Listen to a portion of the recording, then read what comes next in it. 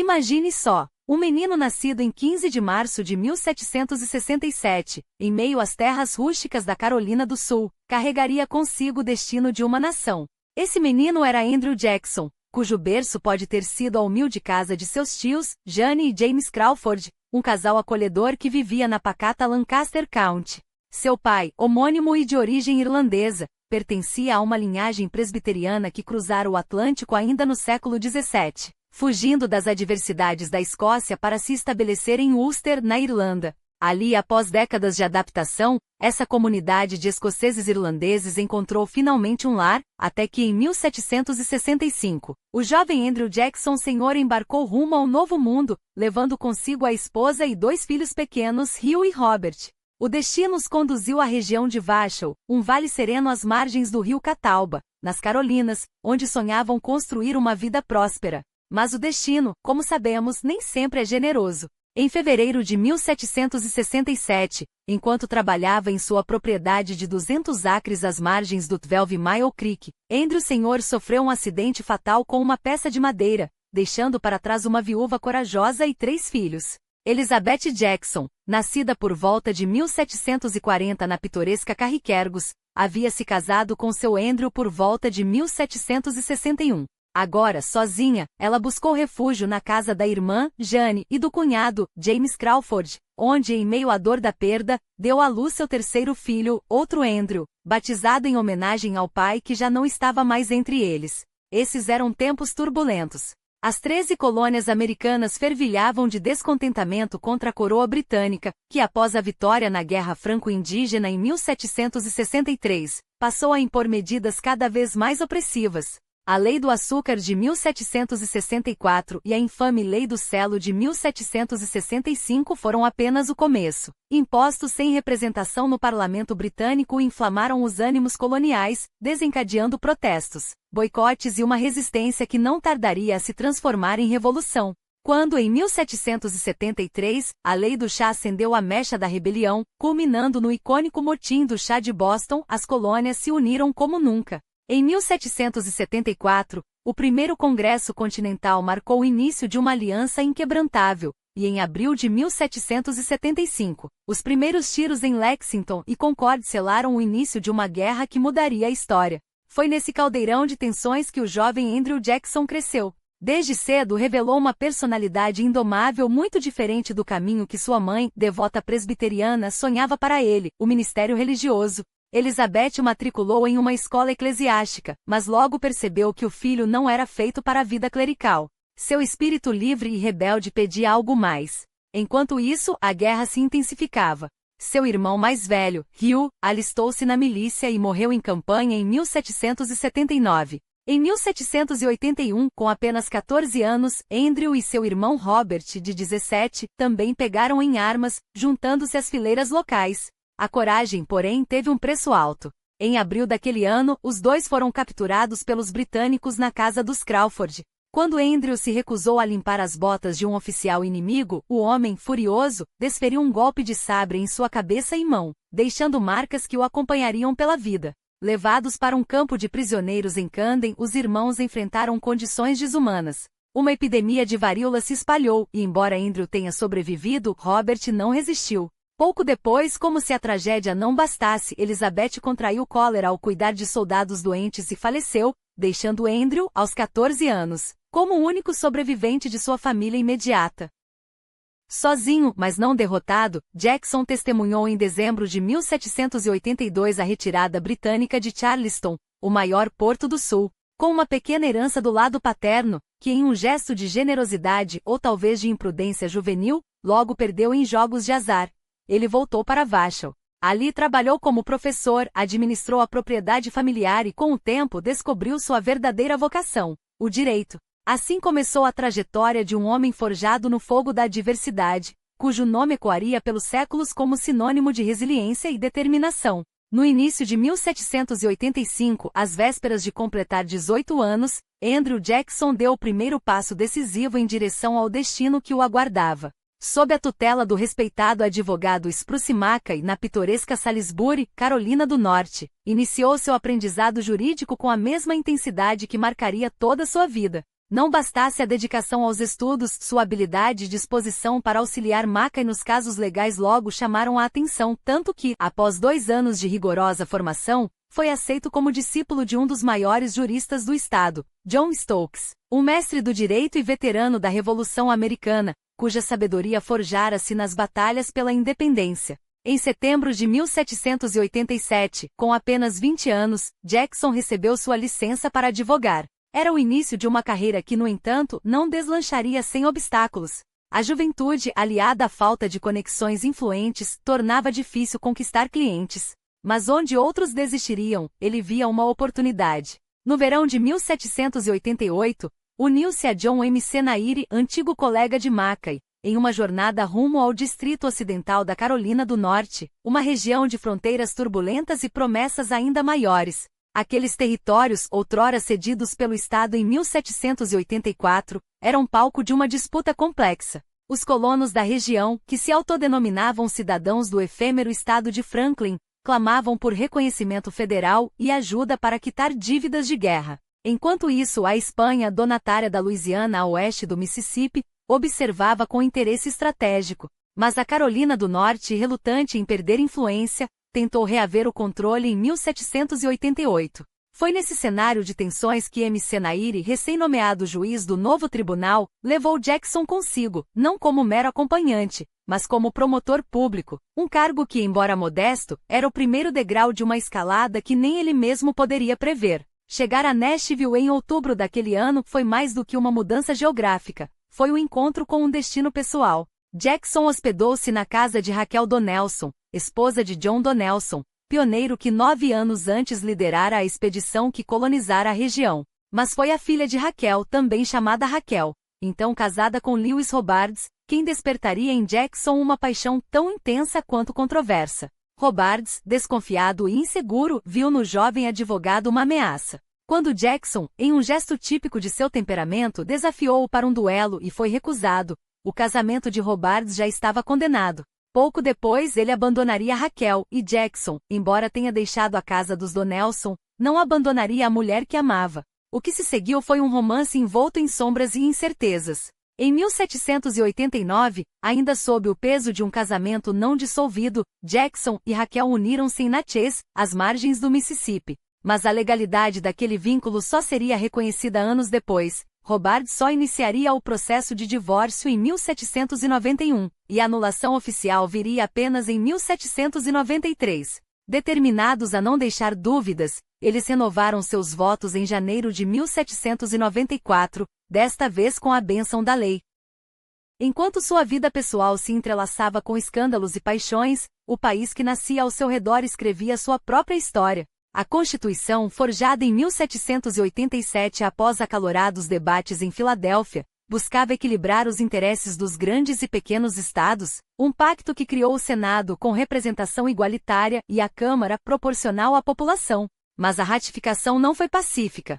Federalistas e antifederalistas travaram uma batalha ideológica, uns defensores de um governo central forte, outros temerosos de perder autonomia local. O compromisso veio com a promessa de uma declaração de direitos, e em novembro de 1789, a Carolina do Norte, finalmente convencida, aderiu à União. Em 1790, o Congresso transformou aquelas terras ocidentais no território do Sudoeste, sob a administração federal. Jackson, no entanto, não seria deixado para trás.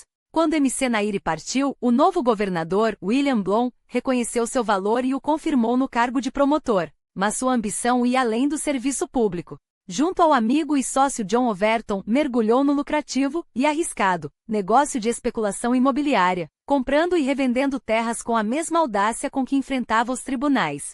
Paralelamente, aventurou-se no comércio, embora um calote o deixasse em situação financeira delicada. Foi em 1796 que ele e Raquel adquiriram um Terce Hill, uma propriedade que se tornaria seu refúgio por 8 anos. Mas seu verdadeiro legado seria The Hermitage, a fazenda vizinha que comprariam mais tarde e que se transformaria em símbolo de seu poder e contraditório relacionamento com a escravidão. Jackson, embora raramente falasse abertamente sobre o tema, era um senhor de escravos implacável. Registros revelam ordens de chicotadas, famílias separadas por vendas e um tratamento que, apesar de ocasionalmente brandos gestos de proteção, refletia a crueldade de um sistema que ele ajudava a perpetuar. Quando se tornou presidente, mais de uma dúzia de seus escravos o acompanhariam à Casa Branca, trabalhando não só em serviços domésticos, mas também na expansão do próprio Palácio Presidencial, um detalhe irônico para um homem que se autoproclamava defensor das liberdades. Sua entrada na política em 1796 não foi casual, com a população do distrito ultrapassando 60 mil habitantes, número que garantia o direito à estadualidade. Jackson participou ativamente da Convenção Constitucional de Knoxville. Lá, mais uma vez, provaria que sua voz não era apenas ouvida, era determinante. E o Tennessee, estado que ajudaria a nascer, seria apenas o primeiro palco de uma carreira que redefiniria a nação. Jackson não vacilou. Com a bala ainda cravada em seu peito e o sangue escorrendo pela camisa, ele ergueu a pistola com mão firme, não pela honra ferida, mas pela justiça que só ele parecia capaz de executar. O tiro ecoou como um veredicto. Dickinson caiu, mortal, enquanto Jackson, ferido mas incólume, permaneceu de pé, mais uma vez provando que sua determinação era tão indestrutível quanto o aço de suas convicções.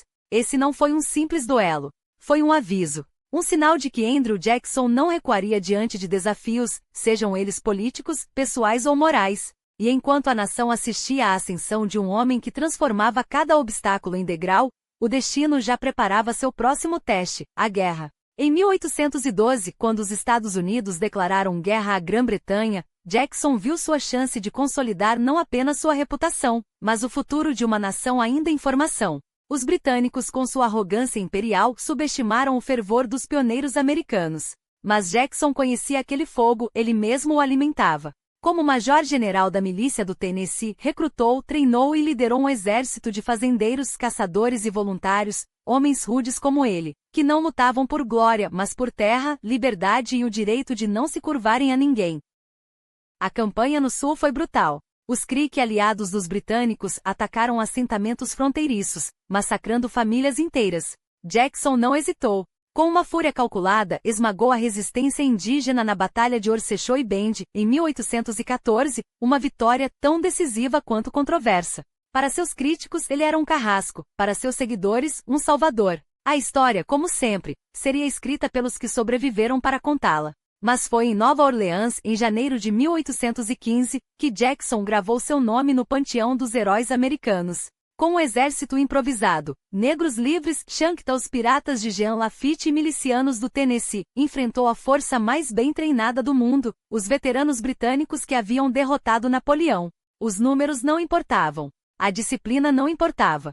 O que importava era a vontade inquebrantável de um homem que mais uma vez se recusou a perder. Quando o último canhão calou e a fumaça se dissipou, o campo de batalha estava coberto de vermelho, não apenas pelo sangue dos 2.000 britânicos mortos ou feridos, mas pela bandeira americana ainda de pé. A vitória em Nova Orleans, embora ocorrida depois da assinatura do Tratado de Gain, tornou Jackson um ícone. O homem que a elite política de Washington desprezava era agora o general que havia salvado a União de uma humilhação certa. E assim, com a fama ecoando de costa a costa, Jackson voltou para casa, não como um simples juiz ou senador, mas como o arquétipo do novo americano, rude, implacável e, acima de tudo, invencível. A nação ainda não sabia, mas estava prestes a eleger não apenas um presidente, mas uma revolução. E Andrew Jackson, com suas cicatrizes e sua teimosia, estaria à frente dela. O destino, porém, tinha outros planos para Andrew Jackson.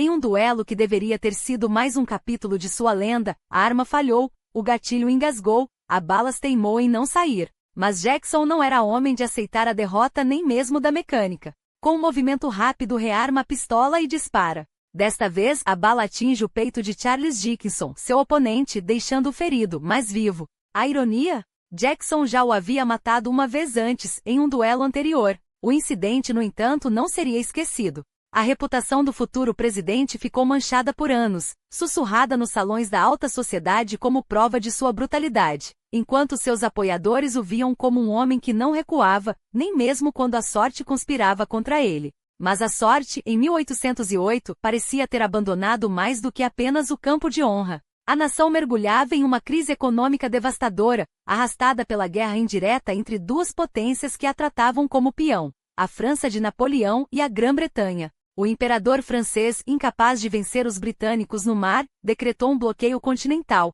proibindo o comércio com a ilha inimiga. A resposta de Londres foi implacável, uma contra-bloqueio que sufocava os portos europeus. E no meio desse jogo de titãs, os navios americanos presos entre o Martelo e a Bigorna, vendo suas cargas confiscadas, seus marinheiros arrastados à força para servir na Marinha Real, o infame impré-sente, uma afronta que feria o orgulho de qualquer nação livre. Thomas Jefferson, o sábio de Monticello, observava a tempestade se formar. Ele sabia que a América não estava pronta para a guerra, mas também não podia tolerar eternamente tais humilhações. Sua solução? O Embargo Act de 1807, um tiro no próprio pé. Proibindo todo o comércio com o exterior, Jefferson acreditava que forçaria britânicos e franceses a negociar. Em vez disso, forçou a América a sufocar. Os mercadores do Nordeste viram seus armazéns esvaziarem, os fazendeiros do Sul, seus produtos apodrecerem nos portos. O país inteiro gemia sob o peso de uma decisão que, em teoria, deveria salvá-lo. Até mesmo em Tennessee, onde Jackson observava sua própria fortuna minguar, o descontentamento fermentava. E foi então que o general, ainda não presidente, mas já um líder nato, ergueu sua voz. Enquanto a elite política de Washington hesitava, Jackson clamava por guerra. Não por sede de sangue, mas por honra. Não por impulsividade, mas por necessidade. Quando as eleições de 1808 se aproximaram, ele rompeu com o estabelecimento, recusando-se a apoiar o candidato de Jefferson, James Madison. Em vez disso, jogou seu peso atrás de James Monroe, um homem que, como ele, entendia que a paciência tinha limites.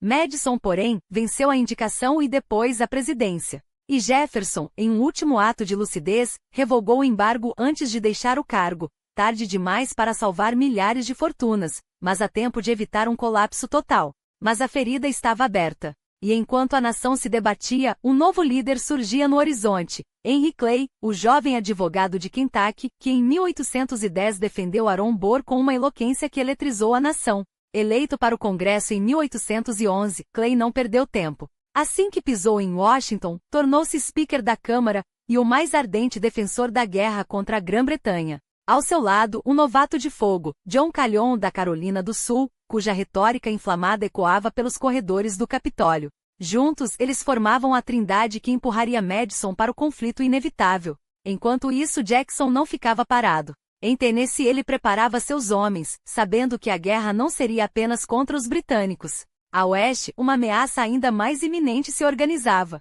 Tecumseh, o gênio militar Shawnee, tecia uma confederação de tribos determinadas a expulsar os americanos de suas terras. Sua aliança com os britânicos era um presságio sombrio. Se a guerra viesse, seria em duas frentes. E quando, em novembro de 1811, as tropas de William Henry Harrison esmagaram os guerrilheiros de Tecumseh em Tippecanoe, o chefe não recuou. Jurou vingança e selou seu pacto com Londres. O estupim foi aceso. Em junho de 1812, Madison, finalmente convencido, declarou guerra à Grã-Bretanha. E quando o chamado às armas soou, 3.000 tenentianos responderam a Jackson. O Departamento de Guerra os enviou a New Orleans, onde uma invasão britânica era iminente. Mas o governo federal, como sempre, falhou na logística. Sem suprimentos, sem ordens claras, Jackson e seus homens ficaram à deriva por meses. Quando finalmente chegaram a Natchez em fevereiro de 1813, a mensagem que receberam foi um golpe: desmobilizem, entreguem as armas. A ameaça passou. Jackson conhecia bem a linguagem de Washington, palavras vazias, decisões tomadas a milhares de quilômetros da linha de frente. Sabia também que sem armas seus homens estariam à mercê dos Creek, cujas facções mais belicosas, os Red Sticks, já escaldavam o território em uma guerra civil sangrenta. Então fez o que sempre fez, desobedeceu. Mantendo as armas, liderou seus voluntários de volta a Nashville, desafiando a burocracia que os havia abandonado. Foi nesse momento que ganhou o apelido que o definiria, Old Corey, duro como a madeira de nogueira, inflexível como o aço. O verão de 1813, porém, reservaria mais uma prova. Um desentendimento com os irmãos Benton, Thomas Hart e Jesse, quase lhe custou a vida. Uma bala alheia cravou-se em seu ombro esquerdo, deixando-o acamado por semanas. Mas enquanto seu corpo sangrava, sua mente trabalhava. Porque ao sul, entre os Creek, uma tempestade muito maior se formava. E Andrew Jackson, o homem que a balas não matavam, logo estaria no olho do furacão. Mas a revolta que fervilhava entre os Creek não era mera resistência. era uma guerra civil dentro da própria nação. Inspirados pelo espírito indomável de Tecumseh, os Red Sticks ergueram-se não apenas contra os colonos brancos, mas contra seus próprios irmãos de sangue, os White Sticks, que buscavam a paz. A discórdia transformou-se em carnificina. E quando o verão de 1813 chegou ao fim, o sangue jorrou em Fort Mims, Alabama. Centenas de colonos, homens, mulheres, crianças, foram massacrados num único dia de fúria. A notícia ecoou como um trovão em Washington. O presidente Madison, com a pena trêmula, voltou-se para o único homem capaz de domar aquela tempestade, Andrew Jackson. Em setembro, o chamado chegou. Em outubro, 2.500 voluntários de Tennessee marchavam sob seu comando, endurecidos pela fronteira, sedentos por vingança. Jackson não os liderava, ele era a própria marcha. E em 3 de novembro sua cavalaria, sob o general John Coffee, desceu como uma lâmina sobre uma aldeia Creek. Entre os sobreviventes, um menino órfão, de olhos escuros e futuro incerto. Raquel o acolheu sem hesitar. Mais um filho para criar, mais um nome para gravar na história da família ao lado de Andrew Jackson Jr., o sobrinho que já chamavam de filho desde 1808. Mas a guerra não esperava por lágrimas. Dias depois, em Talladega, os White Sticks, aliados dos americanos, estavam cercados por 700 Red Sticks. Jackson chegou como um redemoinho. Metade dos rebeldes caiu antes que o sol se pusesse. A vitória foi tão retumbante que até as notícias de além fronteiras pareceram abençoá-lo. Em 5 de outubro, Tecumseh, o profeta da resistência indígena, tombara na Batalha do Tâmisa. Sua confederação desmoronou como castelo de cartas. O Sul agora era palco só de Jackson. E o ato final viria em 27 de março de 1814, nas margens sinuosas do Talapooza. Orsechoi Bend, um nome poético para o matadouro. 1000 Red Sticks entrincheirados, convencidos de que suas fortificações eram inquebráveis. Jackson, com 2.000 homens, não atacou. Ele esmagou. Os tenentianos avançaram de frente, os Cherokees e White Sticks fecharam a armadilha pelas costas. Quando o pó baixou, 800 guerrilheiros jaziam mortos. Os sobreviventes, entre eles o mestiço William Weatherford e chefe dos Red Sticks, renderam-se. A Guerra Creek estava acabada. Mas a glória de Jackson mal tinha começado. Em junho, as estrelas de Major-General brilharam em seu uniforme. O 7º Distrito Militar, Tennessee, Mississippi e Louisiana agora respondia a ele. E em agosto, com a tinta ainda fresca no Tratado de Fort Jackson, ele impôs aos Creek uma paz que doía. 23 milhões de acres arrancados de suas mãos, sem distinção entre aliados e inimigos. A justiça? Um luxo que a história raramente concede aos vencidos. Enquanto isso, além mar, o mundo ardia. Napoleão, o corsário da Europa, havia abdicado em abril. A Grã-Bretanha, livre do pesadelo francês, voltou seus canhões para a América. Em agosto, o general Ross pisou em Maryland com fogo nos olhos. Washington queimou. A Casa Branca, o Capitólio, cinzas. Mas no sul, Jackson não olhava para trás. Em novembro, ele marchou sobre Pensacola, onde os espanhóis, traindo sua neutralidade, abrigavam navios britânicos. Em uma semana, a cidade era sua. Os navios, expulsos. E então, como um presságio, chegou a carta de Nova Orleans. Os britânicos vinham. Ele partiu em 1º de dezembro. Ao chegar, decretou lei marcial. Não havia tempo para debates. Os piratas de Jean Lafitte, antes fora da lei, agora empunhavam armas ao seu lado. 5.000 homens, agricultores, comerciantes, aventureiros, enfrentariam um exército britânico 2 vezes maior, liderado por Edward Pakenham, cunhado do próprio Wellington. Em 23 de dezembro, os primeiros barcos inimigos tocaram a terra, a apenas 10 quilômetros da cidade. Jackson não esperou. Naquela mesma noite lançou um ataque surpresa, empurrando-os de volta para a escuridão. Os dias que se seguiram foram de preparação febril. Trincheiras cavadas, canhões posicionados, baionetas afiadas. Pakenham, impaciente, atacou ao amanhecer de 8 de janeiro. O que se seguiu não foi batalha, foi carnificina. As fileiras vermelhas avançaram sob uma chuva de ferro. Os canhões americanos ceifavam homens como trigo. Pakenham, montado, ergueu-se para liderar o 44º Regimento. Um mosquete disparou. O general britânico tombou, morto, antes de tocar o chão. Seus homens, sem comando, recuaram. Quando o sol se pôs, 2.000 britânicos jaziam mortos ou feridos. Jackson perdeu menos de 100. A notícia da vitória correu como fogo pela nação. Em fevereiro de 1815, quando o eco dos canhões ainda ressoava, os americanos souberam. O Tratado de Gain havia sido assinado em 24 de dezembro. 2 semanas antes da batalha. A guerra terminara, mas a mensagem demorará a cruzar o oceano. Pouco importava. Nova Orleans não era mais uma cidade. Era um símbolo. E Jackson não era mais um general. Era o salvador da União, o herdeiro de Washington, o homem que havia humilhado o Império Britânico em seu próprio jogo. Quando, no final de 1815, o chamado de Washington chegou, não era um convite. Era um destino. O presidente Madison não esperava apenas com curiosidade, o país inteiro ansiava por decifrar o enigma que era Andrew Jackson. Não era mais um simples herói de guerra, era uma força da natureza, um homem cujo nome já ecoava como sinônimo de vitória. E quando, em 1816, o chamado de James Monroe chegou, não foi como um pedido, mas como um reconhecimento do inevitável. A União precisava daquele fogo, daquele instinto que só Jackson possuía. A Flórida espanhola ardia em chamas silenciosas. Os seminoles, refugiados em suas terras, lançavam raios além da fronteira, ceifando colonos americanos como se fossem ervas daninhas em um campo de batalha. Madrid, enfraquecida e destrante, não conseguia ou não queria conter a sangria. E enquanto os diplomatas trocavam palavras vazias em salões distantes, Jackson agia. Quando o secretário da guerra, William Crawford, tentou freá-lo com ordens burocráticas, o general respondeu com a única linguagem que entendia, a da ação. Os Cherokees, os Chickasaws, suas terras são nossas agora. Não era negociação.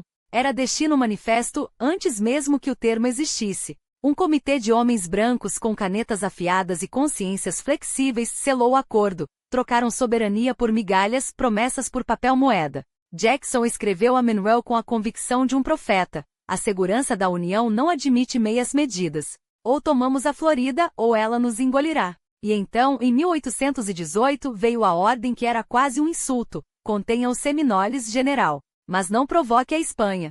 Jackson leu entre as linhas o que Monroe não ousava escrever. Faça o que deve ser feito, mas nos dê plausível negação. Não precisou de mais. Em março suas tropas avançaram como uma tempestade. Vilarejos seminoles caíram sem resistência. Saint-Marques, com sua bandeira espanhola murcha, rendeu-se sem um tiro. Pensacola, a joia do Golfo, foi tomada não uma, mas 2 vezes, a segunda como um recado, aqui mando eu. Quando os espanhóis protestaram, Monroe fingiu surpresa. Quando os seminoles fugiram, Jackson os perseguiu até o último suspiro. Em 60 dias a Flórida não era mais espanhola, era americana. Mas a vitória tem um preço. A crise de 1819 abateu-se sobre a nação como um castigo divino. Os bancos ruíram. As terras no oeste, antes vendidas a peso de ouro, desvalorizaram-se como papel queimado. A dívida do governo sufocava o país e o Congresso, com suas tesouras afiadas, cortou até os ossos.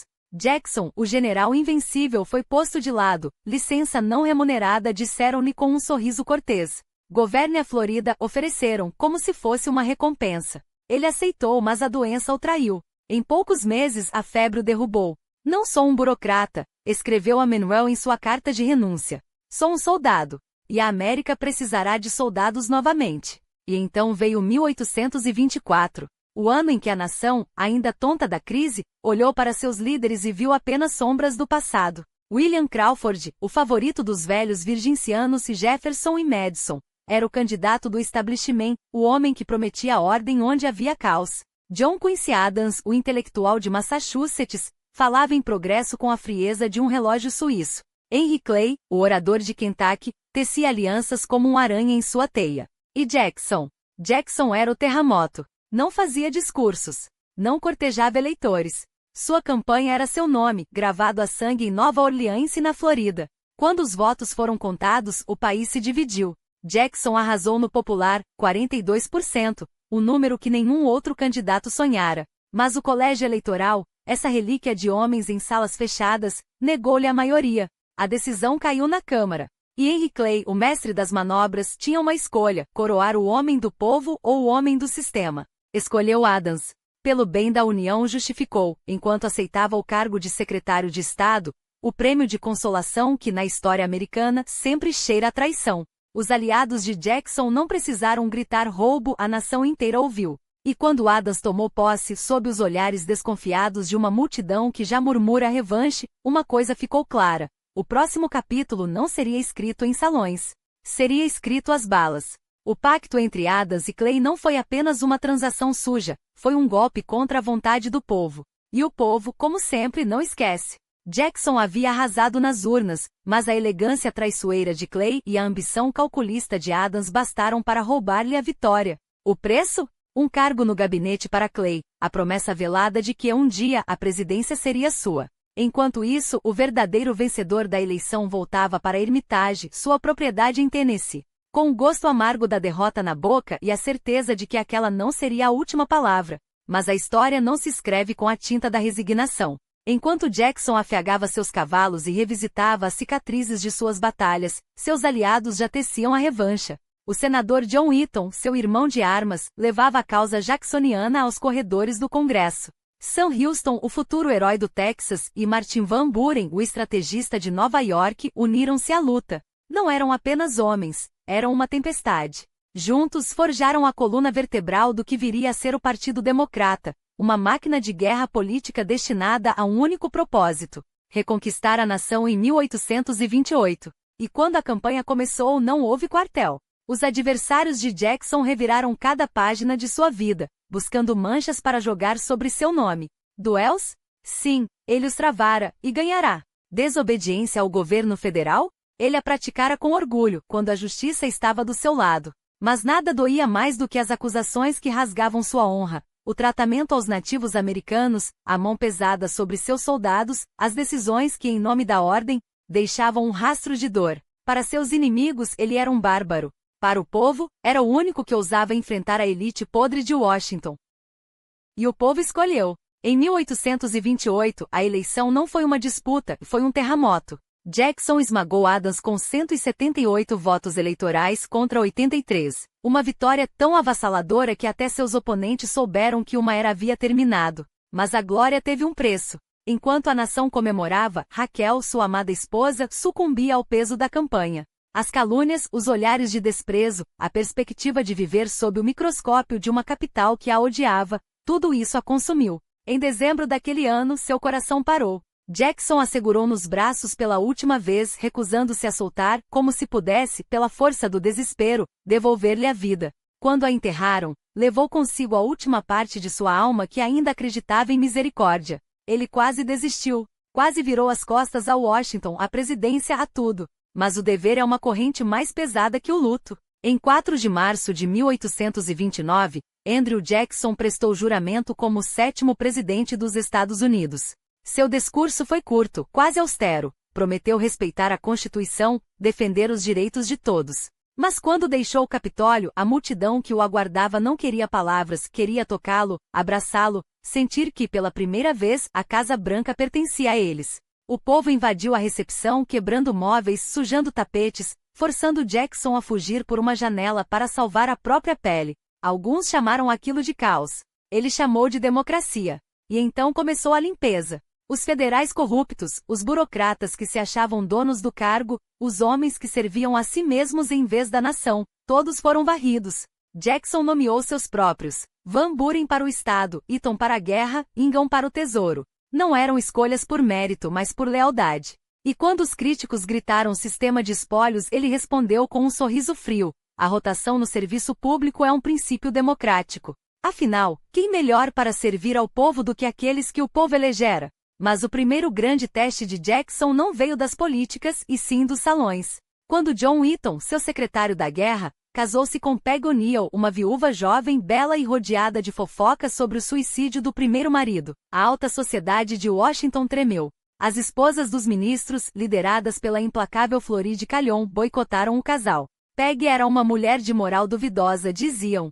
Jackson ouviu aquelas palavras e viu o fantasma de Raquel. A mesma difamação, o mesmo veneno. E desta vez ele não recuaria. Van Buren, também viúvo, entendeu. Juntos declararam guerra aos hipócritas. Convocaram embaixadores, pressionaram senhores da sociedade, exigiram que Peg fosse recebida. Mas a batalha era perdida. Até o próprio sobrinho de Jackson, Andrew Donelson, virou as costas ao casal. Em dezembro de 1829, quando Jackson subiu ao púlpito para seu primeiro discurso ao Congresso, as palavras sobre política externa saíram mecânicas. Seu pensamento estava em outro lugar, na traição dos que deveriam estar ao seu lado, na memória de Raquel, e na certeza de que em Washington, até a honra era moeda de troca. Mas se achavam que isso quebraria, não o conheciam. Andrew Jackson não perdoava. E a vingança, como ele bem sabia, era um prato que se servia gelado. Com a Grã-Bretanha resolvida, Jackson voltou seu olhar para o que realmente importava, a batalha em casa. E não era uma luta qualquer. Era uma guerra contra os fantasmas do passado e as armadilhas do futuro. Em 1829, enquanto os salões de Washington ainda ecoavam com os murmúrios da Petticoat Affair, ele lançou suas primeiras jogadas. Propôs o fim do colégio eleitoral, porque se a presidência fosse decidida pelo voto popular, ele teria vencido em 1824, e todos sabiam disso. Uma ironia cortante como um golpe de faca revestido de democracia. Seus oponentes o chamavam de César de Bonaparte, de tirano em ascensão. Pois bem, ele respondia com um sorriso afiado e uma proposta ainda mais ousada: limitar o mandato presidencial a um único termo de 6 anos. Como se dissesse, se querem um ditador, eu serei o ditador que se vai. Mas a verdadeira tempestade se formava em outro lugar. Desde o pânico de 1819, o país se dividia como terra rachada pelo sol. O norte e o oeste clamavam por tarifas altas, para proteger suas indústrias nascentes. O sul, sufocado pelo calor e pela necessidade de mão de obra barata, exigia tarifas baixas, para inundar seus portos com mercadorias europeias a preço de banana. Jackson, sulista de alma, simpatizava com a causa da livre concorrência, mas também via nas tarifas uma forma de encher os cofres da União e pagar a dívida nacional. Um jogo de xadrez onde cada peça tinha seu preço. E então havia eles, os Cherokees, os Crees, as nações que se recusavam a curvar a cabeça. Geórgia e Alabama, impacientes, exigiam que o presidente impusesse a lei dos homens brancos sobre aquelas terras. Jackson ouviu seus apelos e os ignorou. Não por bondade, mas por cálculo. Em vez de força bruta, ofereceu um acordo: terras a oeste do Mississippi em troca da submissão. Podem manter sua autonomia tribal, disse, com a voz suave de quem já decidiu o destino alheio. Ou podem ficar e obedecer. Uma escolha entre o exílio e a rendição. A generosidade de um homem que nunca soube o que era perder. Enquanto isso, a fratura com Calhoun se alargava como um abismo. O relatório anônimo de 1828, a exposição e protesto da Carolina do Sul, era uma bomba de estupim lento. Seu autor, escondido nas sombras, desfiava a Constituição como um tecido podre. O governo federal só podia cobrar tarifas para arrecadar, não para proteger. O Norte, com sua maioria esmagadora, havia distorcido o jogo. E então vinha o golpe final, a 10ª emenda, aquela joia esquecida da Constituição, que devolvia aos estados e ao povo todo o poder não delegado explicitamente à União. Ou seja, os estados podiam anular leis federais. Era a teoria da nulificação, vestida de patriotismo. Quando a máscara caiu e o nome de Calhoun veio à tona, o escândalo foi delicioso. O vice-presidente, o mesmo que jurara lealdade ao presidente, era o cérebro por trás da rebelião. E em abril de 1830, no jantar em homenagem a Jefferson, a farsa atingiu seu auge. Jackson, lendo a lista de brindes, viu os nomes dos nulificadores se multiplicarem como ratos em um porão. 24 tostadas à traição, 24 golpes contra a União. Quando chegou sua vez, ele ergueu o copo com uma frieza mortal. A nossa União Federal, ela deve ser preservada. Um desafio, não um brinde. Calhoun, pálido como um cadáver, respondeu com palavras melosas: a União, depois de nossa liberdade, é o que mais prezamos. Mas todos ouviram o que ele não disse, que a União não era suprema, que os estados tinham o direito de dizer não. Jackson não esqueceria. E enquanto a crise das tarifas fermentava, outro demônio o assombrava: os bancos. Aqueles monstros de papel e ouro que em 1819 haviam afundado fazendeiros e comerciantes em dívidas impagáveis. O Bank of the United States, com seu presidente Nicholas Bidlidge, era o dragão que precisava ser abatido. Seu charter expiraria em 1836, mas Clay, sempre o estrategista, sussurrou a Bidlidge que pedisse a renovação agora, em 1832.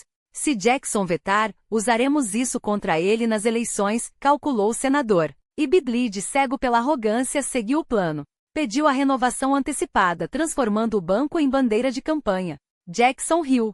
Ou talvez tenha cerrado os dentes. Quando o projeto passou no Congresso, ele empunhou a caneta como uma adaga e assinou o veto com prazer sádico. O banco é incompatível com a justiça, com a igualdade, com a própria essência da República, declarou. Os jornais o chamaram de Rei Andrew I, mas o povo o aclamou. E em novembro, a vitória foi esmagadora: 219 votos eleitorais para ele, 49 para Henry Clay. A democracia havia falado. Mas a tempestade ainda não passará. Porque enquanto os Cherokees teimavam em permanecer em suas terras, cultivando algodão, criando escolas até inventando um alfabeto para sua língua, Georgia aprovava leis para esmagá-los. Eles não têm escolha, repetia Jackson, como se a história já estivesse escrita. Ou vão, ou se submetem.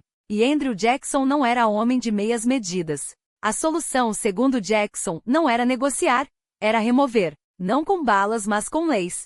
Não com guerra, mas com uma marcha forçada rumo ao desconhecido. O melhor caminho é o oeste, repetia, como se estivesse oferecendo uma passagem para o paraíso. Terras férteis, rios abundantes, liberdade para viver como desejam. O que não mencionava era que aquelas terras já tinham donos, que os rios já carregavam outras histórias e que a liberdade que prometia vinha amarrada a correntes de fome e doença. Em 1830, o Indian Removal Act foi aprovado, não como uma sugestão, mas como um veredicto.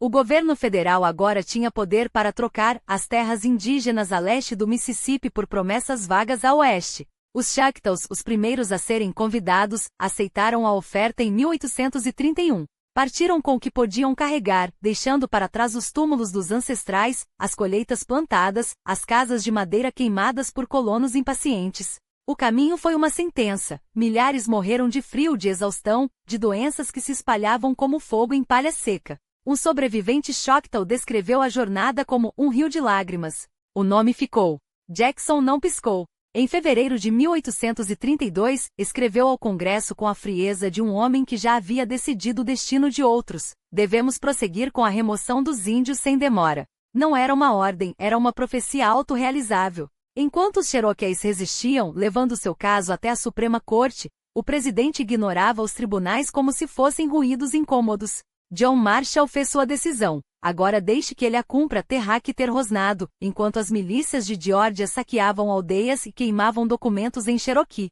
Mas Jackson tinha outros demônios para exorcizar. O mais urgente era o Banco dos Estados Unidos, aquele monstro de papel moeda e poder concentrado que, segundo ele, sufocava o homem comum. Nicholas Bidlidge, seu presidente, jogava xadrez com a economia do país, e Jackson não gostava de perder. Em 1833, com o chart do banco prestes a expirar, o presidente agiu como sempre, com a sutileza de um machado. Retirou os depósitos federais do Banco Nacional e os espalhou por instituições estaduais menores mais democráticas. Quando seu secretário do Tesouro, William Duane, recusou-se a obedecer, Jackson o demitiu no mesmo dia. No lugar, colocou Roger Taney, um homem que entendia que leis eram feitas para serem dobradas, não seguidas.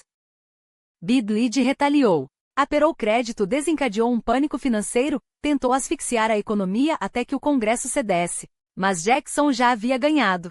Em 1834, as reservas voltaram a fluir, os especuladores sorriam, e o presidente declarou vitória nas guerras do banco. Em janeiro de 1835, com um sorriso de triunfo, anunciou que a dívida nacional estava paga pela primeira e última vez na história dos Estados Unidos. O povo aclamou. Os economistas como Daniel Webster previram o desastre. E eles estavam certos. Porque quando Jackson obrigou os bancos estaduais a aceitarem apenas ouro e prata por terras públicas, em 1836, o castelo de cartas desabou. O crédito secou, os preços das terras despencaram. E a especulação virou pó. A crise de 1837, que explodiria no governo de seu sucessor, Van Buren, já estava plantada, como uma semente venenosa. Mas isso pouco importava. Jackson deixaria a Casa Branca com a reputação de herói, o homem que domou os bancos, esmagou os indígenas e expandiu as fronteiras. A história, para ele, era um jogo de vencedor leva tudo. E então veio Texas. Desde 1829, ele sonhava com aquelas planícies infinitas, ricas em algodão e oportunidades. Fazem parte da Louisiana, comprada por Jefferson, insistia, como se a geografia pudesse ser reescrita por decreto. Quando o México, recém-independente, ofereceu cidadania a colonos americanos em troca de lealdade, Jackson viu uma brecha. Enviou espiões, financiou rebeldes, sussurrou promessas de anexação. Stephen Austin e seus 300 pioneiros foram apenas o começo. Em 1832, quando o governo mexicano tentou frear a imigração e proibir a escravidão, os ânimos esquentaram. Jackson, sempre cauteloso em público, agia nas sombras. Armou Sam Houston, seu protegido, com dinheiro e uma missão, para investigar os assuntos indígenas. Um eufemismo para incitar uma revolta. Em outubro de 1835, os texanos, americanos e tejanos descontentes tomaram San Antônio. Pediram que as tropas mexicanas recuassem para além do Rio Grande. O presidente mexicano Antônio Lopes de Santa Anna não era homem de recuar. Marcha para o norte com o exército jurando esmagar a rebelião. Em fevereiro de 1836, depois de um cerco sangrento, o Álamo caiu. Seus defensores, entre eles Davy Crockett e Jim Bowie, foram massacrados. Jackson, oficialmente neutro, fez vista grossa enquanto voluntários americanos cruzavam a fronteira para juntar-se aos rebeldes. Não é nossa guerra, dizia, enquanto fornecia armas e inteligência. Houston, agora comandante, sabia que não podia vencer Santa Anna em campo aberto. Recuou, atraindo os mexicanos para terreno desfavorável. Em 21 de abril de 1836, nas margens do rio San Jacinto, os texanos atacaram. Em menos de 20 minutos foi tudo decidido. Santa Anna, capturado, assinou a independência do Texas. Eles querem ser livres, admitiu, como se a liberdade fosse um privilégio a ser concedido, não um direito a ser conquistado. Jackson sorriu. Texas era agora uma república independente, mas todos sabiam que era só questão de tempo até se tornar um estado americano. E quando isso acontecesse, a escravidão avançaria mais uma casa no tabuleiro, os indígenas seriam empurrados ainda mais para o oeste, e a democracia de Jackson teria mais terra para conquistar. Ele deixaria a presidência em 1837, mas seu legado já estava escrito a sangue e tinta: um país maior, mais rico, mais branco. E para os que ficaram pelo caminho, Cherokees, Choctaws, mexicanos, escravos, apenas o eco de uma promessa quebrada: vocês terão um lar, só não será aqui.